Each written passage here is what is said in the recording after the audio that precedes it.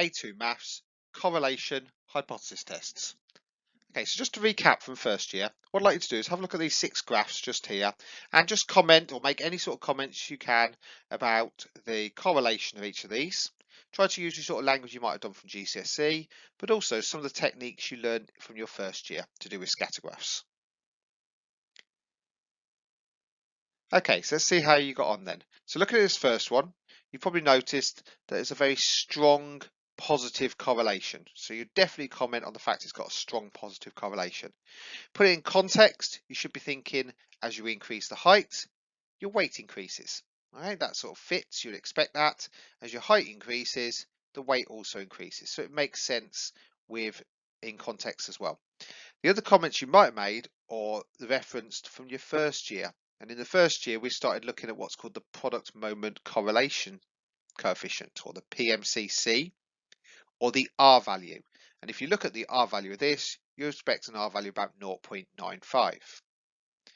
Okay, so number 2. Notice in this one, it has a negative correlation. As the age increases, the price decreases. So the price starts to go down. And again, in context, that makes sense. If you think about the age of a car, the older the car is, the cheaper its price would be. Okay, so a moderate negative correlation would be appropriate, or I'd forgive you for saying a strong negative correlation because it is still quite strong. Okay, so number 3, I would say no correlation there. There's no correlation between your GCSE average and your weight.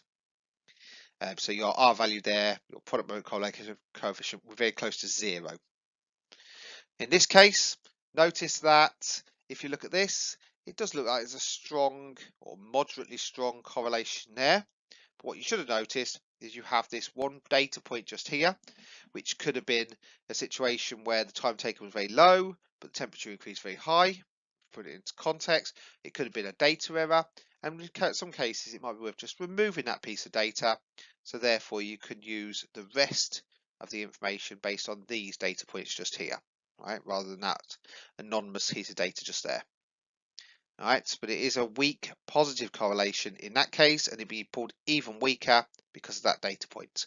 So the R value might be very low in that case, and you might jump to the conclusion there's no correlation because that one data point might mess up your R value.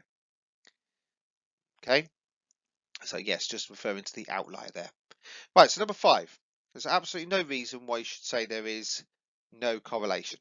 All right, I would agree, there is no correlation, and that's because all the correlation we look at, if you look back to these graphs here, is always a straight line correlation. We're always looking at a straight line correlation. Now in this case, there is a clear correlation. We can see it looks more like a quadratic type correlation, but we only deal with straight lines. So in this case, there is no linear correlation between length and force. Okay, so there's no linear correlation. Right, number 6, that's the strongest of all the correlations, I would say. Very strong negative correlation going on there, but always consider what that means. As the ice cream sales in the US cities goes up, the average IQ in UK counties comes down. Now in this case, if you look, there isn't really a correlation between those two things. Okay, so just because you've got a very strong correlation, that does not mean it's correct when you think about what we call the causation. In this case, the taller you are, that causes you to weigh more. It's very obvious that that's going to be a proper correct connection. As the price of the car, as the age of the car goes up, that causes the price to go down. Now in this case, you wouldn't expect the more ice creams you sell in US cities, the average IQ in UK counties to come down. So although they have some sort of correlation, that does not cause the effect on these. So you must understand that just because you have correlation, it does not mean causation. Okay, so always think of the context of what the data is referring to. Okay, so we looked at the product moment correlation in the first year, but let's just recap it. So the product moment correlation coefficient was a numerical value that could be calculated to show how strong or weak the correlation is. Okay, so it's a numerical measure, like it says there, for correlation. And the correlation, as we referred to, is the R value. Right, to save us having to say product moment correlation coefficient every time, we just use the letter R. Now the R value can be take any value from 1 to -1. 1 being a perfect, everything's in a straight line positive correlation. -1s means that all your data points are in a perfect line going down. So that value just there, that is a very strong positive correlation, and I'd expect you to guess the R value for that would be somewhere between 1 and 0.7. Anywhere between 1 and 0.7 would mean that you've got quite a positive, strong correlation. It's a good chance there's a correlation between the two pieces of data there. And so what happens is as the data starts to spread out, the R value starts to decrease closer and closer to 0. So in this case, a moderate positive correlation is anywhere between 0.7 and 0.4. Once you get past 0.4, you get pretty much into the territory of no correlation. So you could argue either very weak or no correlation in these cases. Right, so in that situation, there's hardly a very, very weak correlation between the two data points or no correlation at all. And then what happens is once you get past 0 and into the negatives, the data points start to go down. And so you're looking at a negative correlation. But it's the same idea as this side, except with negative values on. So we can argue it's between -0.4 and -0.7 is going to be a moderate negative correlation. And then finally with this one, all the data points are going down. So therefore up to -1, but it's not -1 because they're not quite in a straight line, would be a strong negative correlation. Okay, so that's a recap from your year 1 when we talked about what the product moment correlation coefficient was. And just to remind you, if they're in a perfect straight line, imagine you were plotting a straight line y equals 2x or something like that. You would put all your data points in a straight line. That would have an R value of +1. Okay, so what I'd like you to do, clearly you can do it on your whiteboard if you want to, but you don't have to. I would like you just to have a think about what the R value is for each of these sets of graphs. You have to have an awareness of the R value when it comes to your assessments or when it comes to certain questions. Just by looking at it, you should have an idea of what the R value is. So in this case, you should be thinking it's quite a strong positive correlation there. So the R value is going to come out to be something like 0.97. Okay, so for each of these, you want to pause it and then after you see the graph. Okay, so pause there. Okay, so negative correlation, quite weak or very weak. I would forgive you for having something like -0.4 to -0.7, somewhere in that region, because it's definitely a very weak negative correlation. In this case, the data points are all over the place. It's a rough guess, anywhere between -0.2 and 0.2, I would guess in this case. So well done if you got -0.07 or something in that region. Okay, so well done if you noticed that this isn't a straight line. You've got a curve going on there. It's more of an exponential or 1 over x curve in this case, but doesn't mean they don't form almost a straight line in there. So I'd say it's a fairly weak negative correlation. So it comes out to be -0.85. All right, so actually it's quite a strong correlation if you draw the line in about there, I suppose. You can see they are relatively close to that line of best fit. Okay, I don't blame you for getting a bit confused with this, because if you look at the data, it looks like it's all over the place. Now this situation could be when you're testing, let's say for example, you ran a test on 3-year-olds and you ran a test on 12-year-olds. So you could have the 3-year-olds data up here and the 12-year-olds data here. They shouldn't really be put on the same graph because it messes up the PMCC value. Individually, the 3-year-olds are very positive strong and the 12-year-olds will be very positive strong. But put together, comes out with a negative 0.37. And the point of this exercise is to show that an R value on its own is not good enough. You want to see the scatter graph at the same time so that you can comment and say, well, that might be telling me there's no correlation, but I can clearly see in this case, if I separate the data out, there would be two very strong positive correlations for me to comment on. Okay, so I don't blame you thinking it's going to have some sort of good R value because it's very strong, But the problem is the R value works for positive correlation, negative correlation. What it doesn't work for is straight lines going horizontal like that. So the R value comes out to say there is no correlation. And it's a situation like the previous one. I expect you to see the scatter graph so you can comment on the fact that whatever this piece of data is up here never changes compared to whatever this value is.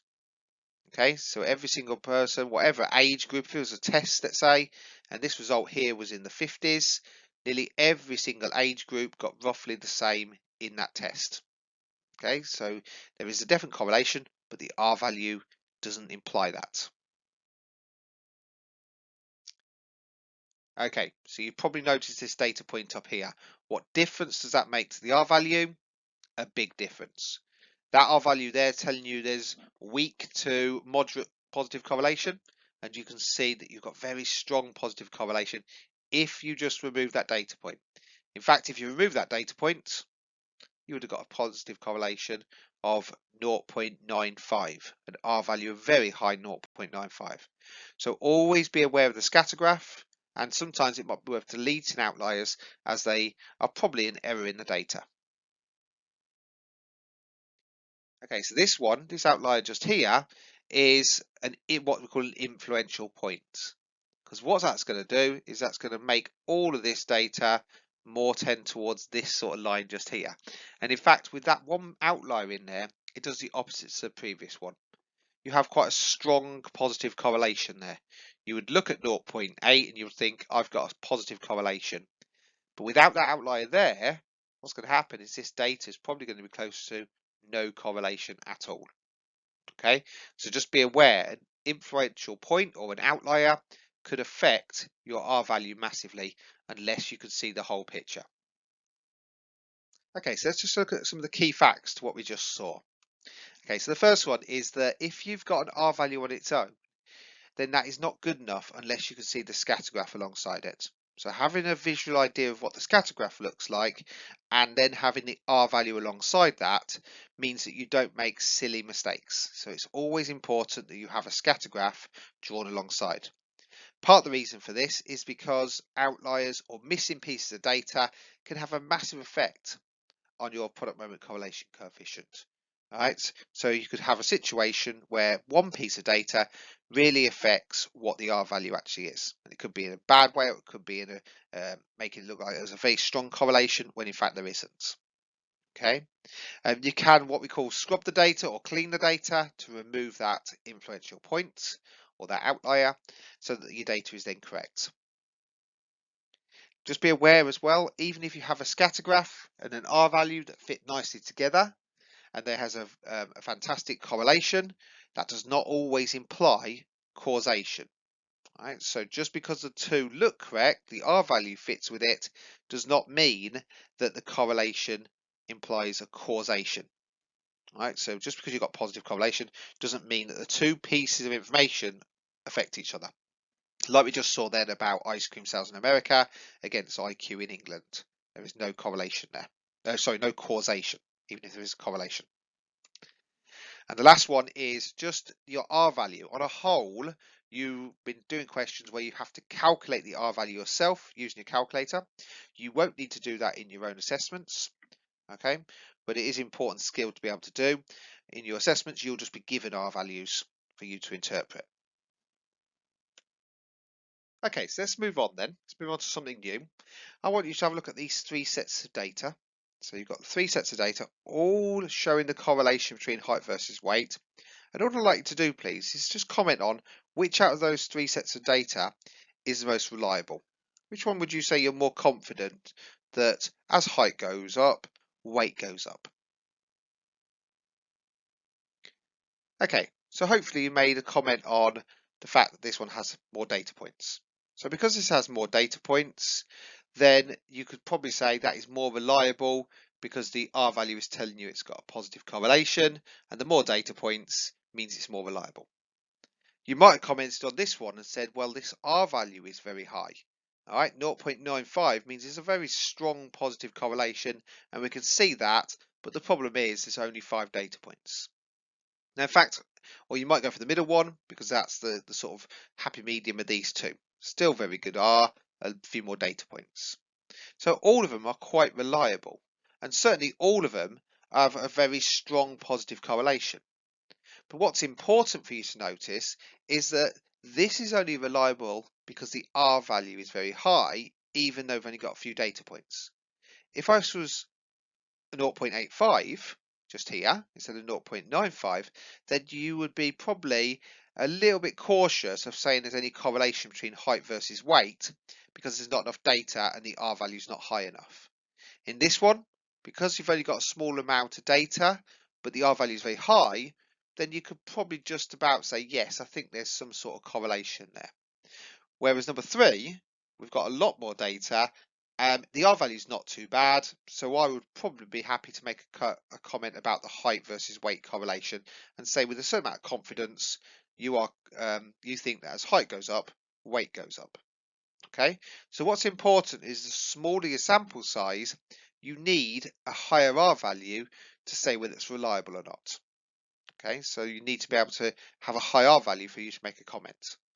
The larger the sample, the more reliable it is. You were correct with that. So the larger the sample and having a high R value means that this would have been the best and the most reliable one. Okay, so where do you draw that line and say, yes, I am confident that there is a correlation between these two variables? Now that line that you would say with confidence that there is a correlation is what we call the critical value. Now the critical values have been calculated for you. And what you would do is you would compare your R value that you either calculated or been given against these critical values. Now the critical values are found from a table. So let's have a look at them for a minute. If you say you collected some data and you collected just 3 pieces of data, so you drew your scatter graph and you plotted just 3 pieces of data on. Now if you wanted to say with confidence that there was a correlation between the 2 sets of data, but you only had 3 data points on there, those data points must have an R value of at least 0.9877 for you to say there is a correlation between the two variables. All right, so those 3 data points must lie almost on a straight line for you to be able to say there is a correlation. Okay, that's very high. It's highly unlikely you're going to get a very high R value of that like that. But 3 data points isn't really enough for you to make a comment on. So ideally what you'd have is a bigger sample size. Now as the sample size goes up, this critical value of what you would accept will go down. So in this case, if I had 4 pieces of data, right, that's better than 3 pieces of data, and I've plotted those and I calculated the R value. If my R value was above 0.9, I could probably say there is a correlation between the two things, right? Up to what we call a 5% critical value or 5% significance level. If we plotted 5 pieces of data and we found the R value of 5 pieces of data and it was above 0.81 or 0.8054, again, you could say that you are confident that there is a correlation between the 2 data points up to that sort of up to 5% significance. But what's important to notice is that as your data points add up, as your sample size goes up, this critical value of where you have the line to say whether there is a correlation or not starts to go down.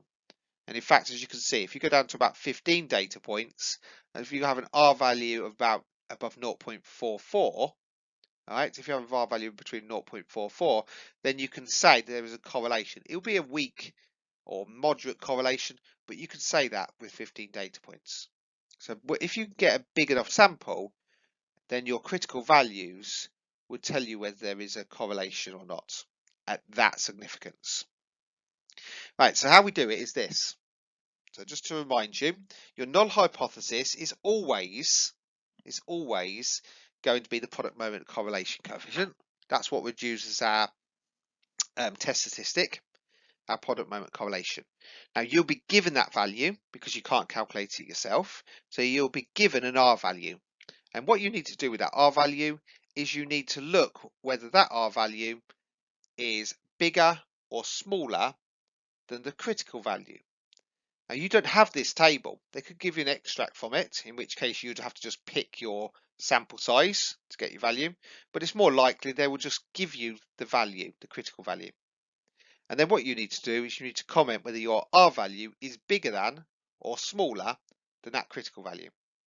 If it's bigger, then you can talk about correlation. If it's smaller, then you can reject the null and say there is no correlation. So the null hypothesis is always that our product moment correlation coefficient is going to be 0, and so therefore is no correlation. For every single one of these tests for scatter graphs and correlation, that is always the same. So you can make a note in your notebook that is always exactly the same every single time, that there is no correlation. Now you're checking. Now you might find it depends on what you're being asked to do. So you could be asked, is there a positive correlation? Or I think there is a positive correlation. Or you might say, I think there is a negative correlation between these two things. Or you might make the comment that you think there is just some correlation. Now those different comments depend on what your alternative hypothesis is. So you could have, if you feel there is a positive correlation between the two sets of variables, then you would make it a positive value just there. You think that the null hypothesis, sorry, the alternative hypothesis is that the product moment correlation coefficient is a great above 0. If you think it's a negative correlation, as one goes up, the other goes down, then you would do the opposite. Or if you just think there is some sort of correlation, but you're not sure whether it's going to be positive or negative, you just want to check for a correlation between the two events, then you could just say it's not equal to 0. It's not equal to the null hypothesis. Okay, so that's you setting up your null and your alternative. And remember that when you run a hypothesis test, you must always make sure that you write these two values down. So you can write down your H0, which is that you feel the product moment correlation coefficient is above 0, and your alternative depending on whatever language they use, whether they say the person feels there's a positive, the person feels there's a negative, or the person feels there is no correlation, depends on your alternate. Okay, but that is no different to some of the other hypothesis tests you've run for binomial or normal. Okay, notice that the R values you get, if you do get an extract from a table, the R values you have would also depend on what the alpha value is. So if the alpha value will be given to you, okay, so in this case it's the 5%. So you might have different values. If it was maybe if that was like 0. If that was 1%, these values would need to be higher. But also you'll notice they're all positive. There's no negative correlation. Now if you feel there is a negative correlation, all you would do is you would change this for the negative value. Alright, so there's no point in them giving you positive values and negative values because they are exactly the same. We'll make sense of that in a minute when we come to doing an example. Okay, so let's run through how you conclude a hypothesis test then for correlation. So you've got your null hypothesis, which has said there is no correlation between these two sets of data. But you've been told or you feel there is a correlation, either a positive or a negative or no correlation. And the way you check whether there is correlation, whether you're right or not, is you will need to collect some pieces of data. And from those pieces of data, you'll be able to calculate your R value. Exactly the same as what you've been doing in previous questions. You collect your R value, and let's say it comes out to be 0.9. In the past, you would say 0.9, that shows a strong positive correlation. What you're doing with a hypothesis test, though, is you're taking that R value, you're not making a comment on what that R value tells you, you're going to compare it. And you're going to compare it to a given critical value. Now, if it's bigger or smaller than that critical value, that's when we can comment on whether the null hypothesis or the alternative hypothesis is correct. So let's say we've got our R value and we want to look for a positive correlation.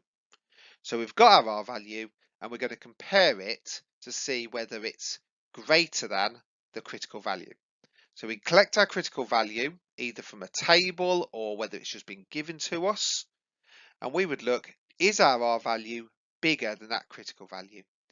If it is, then you could say there is enough evidence to suggest, not say definitely, to suggest a positive correlation. So you can collect your R value. Is it bigger than the critical value? Yes. So there's sufficient evidence to suggest a positive correlation. Now you could do exactly the same, of course, with a negative correlation. So if you feel that there is a negative correlation going on with the data, you would get your R value. Your R value would be negative. All right, or straight away there would be no evidence. All right, so you get your R value, it comes out to be negative, and what you need to do is you need to check it against the critical value. Now you might have a table which has a positive value, you just make it negative to get your critical value. So the critical value is negative, then you're looking for this. Is my R value smaller than the critical value? All right, don't forget smaller on the negative line. So minus 0.9 is smaller than the critical value of minus 0.8. Now, if it is smaller than it, then you can make a comment and say there is sufficient evidence to suggest a negative correlation. There is sufficient evidence to reject the null hypothesis, which is always no correlation, and accept the alternative hypothesis. Okay, no different. Remember, R value is your test statistic, and you're just comparing it to a critical value. Exactly the same for binomial, exactly the same for normal. You collect your test statistic and compare it to a critical value. Okay, so if it's a two-tailed test though, that means that you're not sure whether it's positive or negative. You just want to check whether there's a relationship between the two sets of data, whether there's a correlation there. So the first thing you need to do is halve your significance value, the same as what you've seen before. But what's important about this is, as I said before, you are not expected to have a table of data in your formula book. So you may have an extract from a table, but it's highly unlikely. It is more likely you'll be just given a value to compare. So you're given the value to compare, and once you've done, okay, so grab your notebooks then. Let's just put down the instructions for running the test. So you've got nice clear guidelines to follow and learn before your assessment or your exam. So how do we run a hypothesis test for the product moment correlation coefficient? How do we test for correlation? Okay, so the first thing you need to do, again with any hypothesis test, is to make sure that you state your null and alternative hypothesis. Now what's important in this one is the null hypothesis is always there is no correlation. So it's important to make sure that you're always making that comment. There is no correlation between the two variables. The alternative hypothesis you have to extract from the question, whether you think there's a positive correlation, a negative correlation, or no correlation. It's also just worth noting the significance level. Now that's generally okay if it's positive or negative, but if it's two-tailed, it might be important to just write down the half of it. So in this case, just an example, our null hypothesis is that you've got 0, no correlation. Our alternative hypothesis is there is a positive correlation in this example, and we're just going to make a look at the alpha value, the significance level of 5%. That could be different values. Clearly, the smaller that percentage, the higher the critical value is going to be, either bigger positive or bigger negative. Okay, so the next thing you need to do is just state the critical value and the sample size, just hopefully from the question itself, but it's a good practice to get both of those bits of information down as well. So the critical value is most likely going to be given to you. At a push, you'd have to read it off an extract from the table, but it's more likely you're just going to be given it. So in this case, for our example, we're going to go with n equals 5, so not very big, but the critical value is 0.805. So at this stage, we'd have to figure out what the product moment correlation coefficient is of those 5 data points. And once we work out the product moment correlation coefficient, we need to compare it to this critical value. Okay, so that's what we're going to do. We're going to state the test statistic. Now the test statistic is our PMCC. It is our R value. So R equals 0.95. So a very good, strong, positive correlation there. Now, is it big enough though to pass the critical value? So we're going to compare them both, and you can see that it's definitely going to be bigger than that. Is it past 0.805? Does 0.95 pass that critical value mark? Yes, it does, by quite a distance. So you could make a comment on that, saying something like, then there's enough evidence to suggest a positive correlation between height and weight. Okay, looking at the previous example. Just be aware that you need to make sure that you say to suggest, not there is. That is true for all your hypothesis tests. Almost learn this statement off by heart. Sufficient evidence to suggest, blah, blah, blah, blah. All right, but sufficient evidence to suggest, not there is a positive correlation between height and weight. Okay? Right, sticking with your notebooks, just grab that question down. It's a sort of exam question you might have to face, and we'll have a look through it.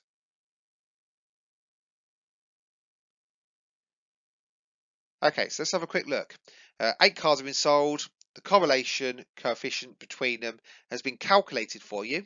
So they've taken the 8 cars, they've calculated the correlation coefficient, and it's comes out to be 0.69. So you might look at that and say there is a weak or moderate, probably more likely to be moderate correlation, a negative correlation between the age of a car and the sale price. Okay, the question is to a 5% level, is it good? Is it enough for you to suggest there's enough evidence to suggest there is a negative correlation between the age of the car and the sale price? So they're telling us the critical value here. They're actually calculating it for us, and at 5%, it's 0.622. Okay, that's what you'd read from your table. So we're going to have a look at carrying out this hypothesis test. Now, the first thing you definitely need to do for any hypothesis test is write down the null and the alternative. In this case, because it's a hypothesis test one, it's always the same. The null hypothesis is that there's correlation equals naught. All right, trying to remember that you put in there, sort of, it looks like a P. You'll be forgiven for putting a P down, but P equals naught. Once you've done that, we read the question. We think there is a negative correlation. Right? Is there evidence that the age of the car increases, the sale price decreases? So we're testing whether there's a negative correlation there. So we're looking for those words, we're looking and checking, oh look, one increases, one decreases, that's a negative correlation. So I'll put that down. Just make a note of the 5%, I probably don't need it. I don't in this case, it's just good practice. Once I've done that, then I can state the critical value of the sample size. Again, you could maybe read it straight off the table, but it's a good idea to get into good practice. So the critical value has been calculated to be 0.622. But because I'm looking at negative correlations on this, my critical value will be the negative version of that. Okay, so the negative version is minus 0.622. So just be wary. They only give you the positive values off the table. So if it's negative, you've got to go with that. Now, the truth is that value there will always be the same as your R values. If that's negative, and so on. Okay, there'll never be the alternatives. Right, state the test statistic. In this case, 0.69. That's my R value, minus 0.69, sorry. And now I can compare these two things. And you'll notice that it looks like it's quite close. All right, but what's important in this is that minus 0.69 does pass the minus 0.62. If you imagine going from 0, that passes that one to get to it. So you can say that 0.69 is less than it. So there is sufficient evidence to suggest a negative correlation between age and sale price. Interestingly, if I did it to 1% level, that value would be higher, and so you wouldn't be able to suggest. You would accept the null hypothesis if it was at 1% level. Okay, just because it's at 5% is enough to reject the null hypothesis and accept the alternative. Okay, right, pause there, get what you need down. Right, so what I'd like to do is just have a go at exercise 2.2. So a couple of questions on there. Really, they can't ask you too much because they have to give you the value of R because you don't have the tables, and they have to give you the critical value as well because they don't give you the tables in your formula book for it. Okay, so fairly straightforward. So make sure you are not losing silly marks by setting out your hypothesis test correctly.